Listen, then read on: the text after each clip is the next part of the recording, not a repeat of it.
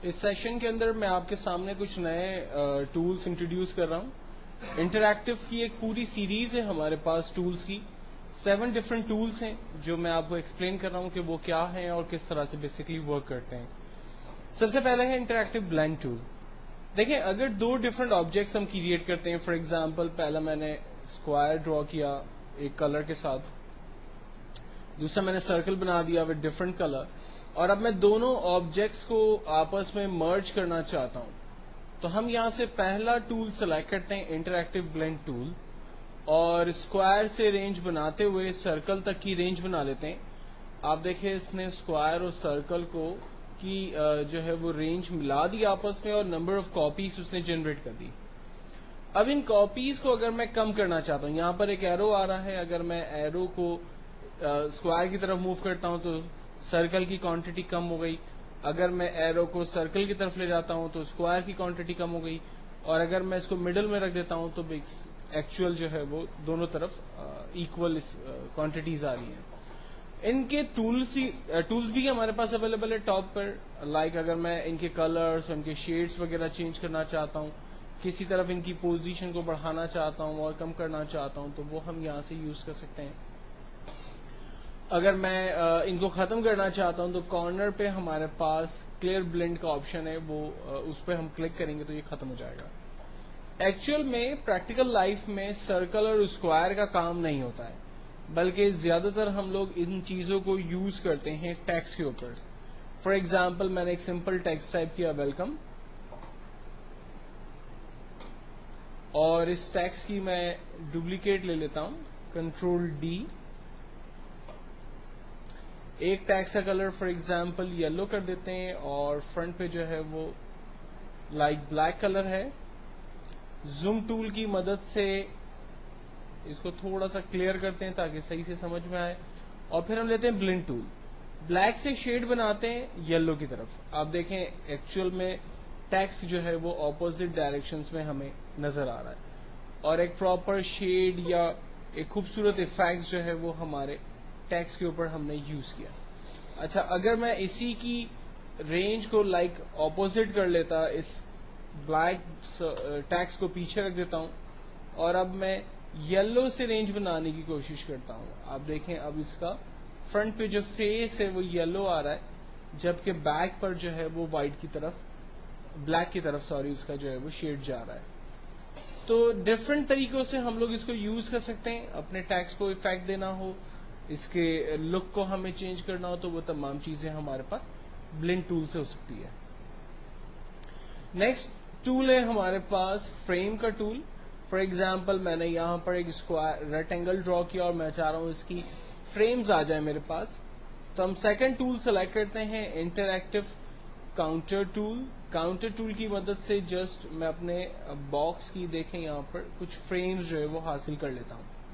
اگر مجھے ان کی فریم کی کوانٹٹی کو بڑھانا ہے، یہ دیکھیں فریم کی کوانٹٹی بڑھ گئی، کم کرنا ہے تو میں ان کو کم کر سکتا ہوں. اور ان میں کلرز کے افیکٹ اگر دینے ہیں تو وہ کلر کے افیکٹ وغیرہ ہم لوگ یہاں پر دے سکتے ہیں.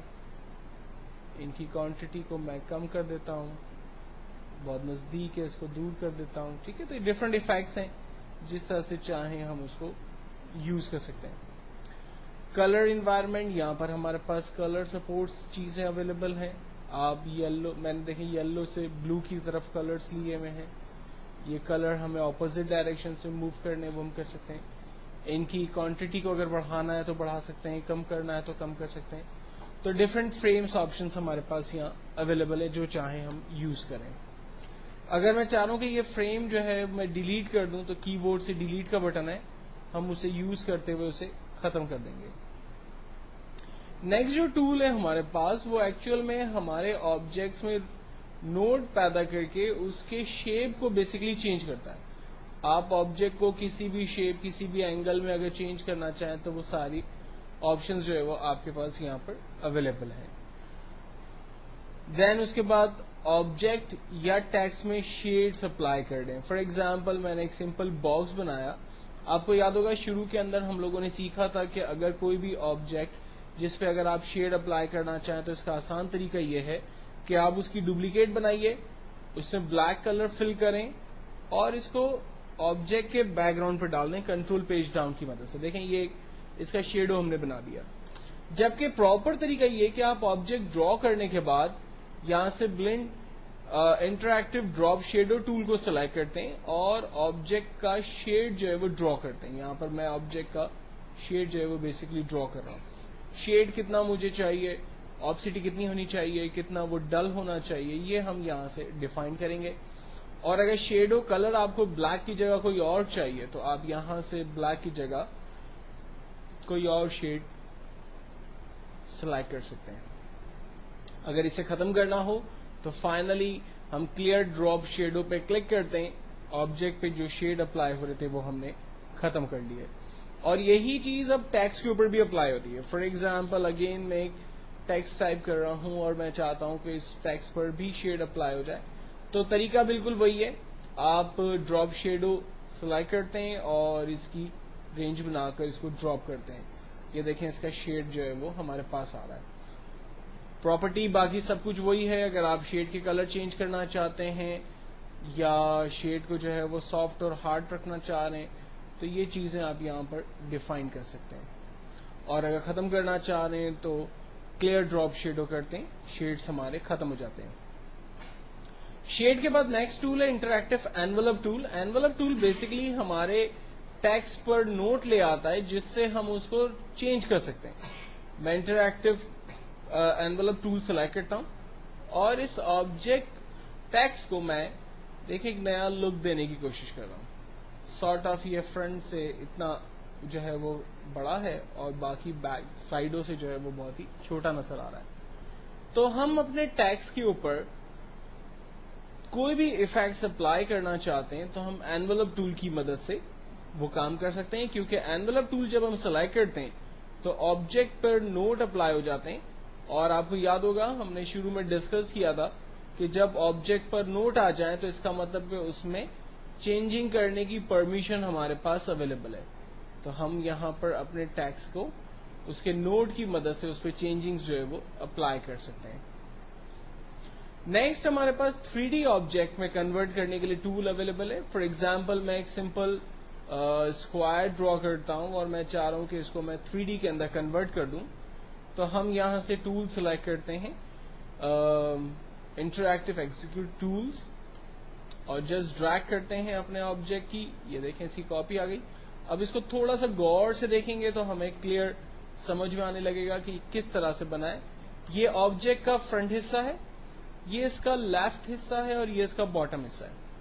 अगर मैं इसके कलर को चेंज कर दूंगा तो ये और अच्छे से समझ में आएगा, जिसके लिए मुझे इसकी प्रॉपर्टी को यूज करना होगा। लाइक सेकंड शेप जो है वो मैंने इसका येलो लिया। अब देखें ये इसका फ्रंट हिस्सा है जो कि रेड है और ये इसका लेफ्ट और ये इसका बॉटम हिस्सा येलो हमने कर दिया। तो हम कलर्स को यहां से अपनी मर्जी से चेंज कर सकते हैं, जो कलर चाहें इन पर अप्लाई कर सकते हैं। खत्म करना हो तो हम यहां से इसको क्लियर एक्सक्लूड करते हैं तो ये ऑब्जेक्ट जो है वो दोबारा एक फ्लैट शेप के अंदर तब्दील हो गया। लास्ट है ट्रांसपेरेंसी टूल। हम अपने ऑब्जेक्ट को ट्रांसपेरेंट कर सकते हैं। मिसाल के तौर पर ज्यादातर ये टूल यूज होता है हमारा इमेजेस के ऊपर अप्लाई करने के लिए।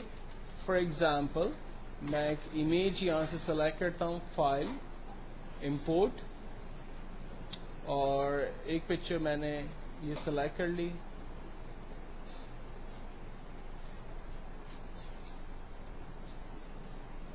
और दूसरी पिक्चर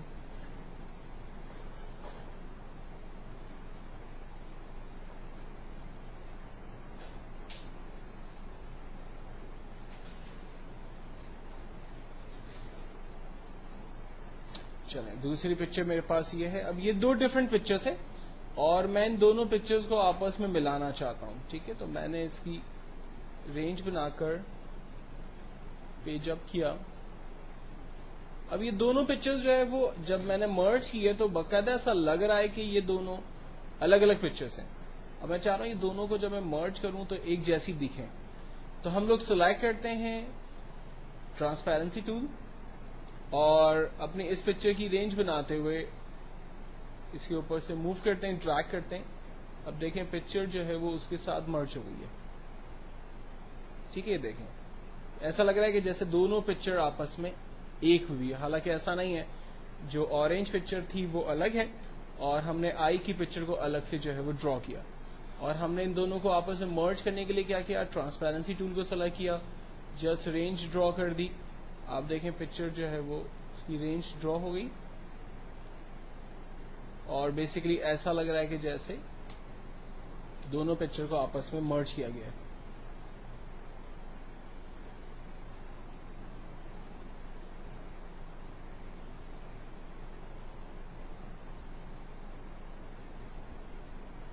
ٹھیک ہے, تو ایکچوئل میں یہ ٹرانسپیرنسی ٹول جو ہے وہ ہم لوگ پکچر کے اوپر یوز کرتے ہیں.